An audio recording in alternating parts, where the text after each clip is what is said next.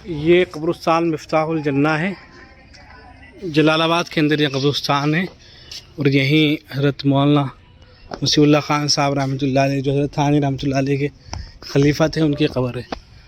یہ مسجد ہے اور یہ قبرستان ہے، بہت ساری قبریں ہیں یہاں۔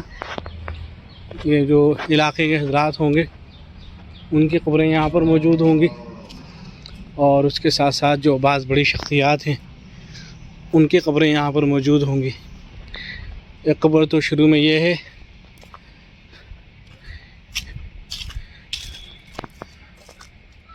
یہ قبر ہے حضرت مولانا سید محمد قاسم صاحب،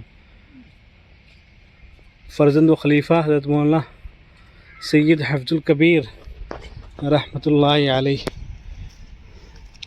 اور یہ قبر ہے حضرت مصلح الامہ حضرت مولانا محمد یاسین صاحب، شیخ الحدیث، مدرسہ مفتاح العلوم جلال آباد۔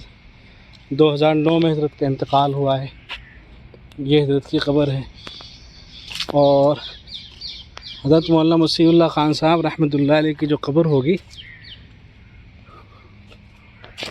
وہ اندر ہوگی۔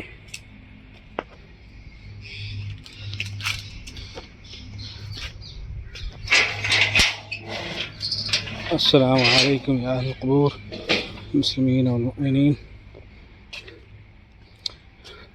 یہ کئی قبریں یہاں پر موجود ہیں، ان میں سے یہ والی جو قبر ہے یہ مسیح الامت حضرت مولانا مسیح اللہ خان صاحب رحمۃ اللہ علیہ کی قبر ہے، جو حضرت تھانوی رحمۃ اللہ علیہ کے خلیفہ تھے، اور حضرت کے جو فرزند ہیں جو بھائی جان کے نام سے مشہور تھے۔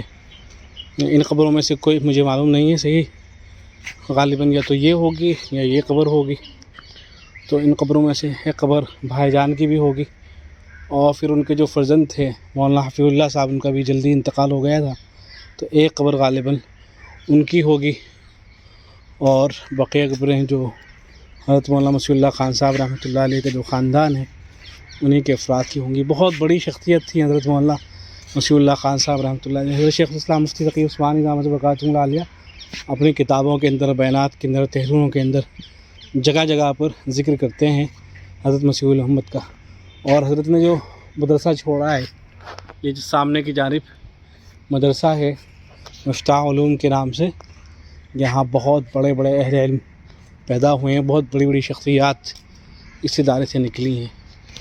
اللہ رب العزت حضرت کے درجات کو بلند فرمائے، حضرت مولانا مسیح اللہ خان صاحب رحمۃ اللہ علیہ کے، اور ان کی قبر کو نور سے منور فرمائے۔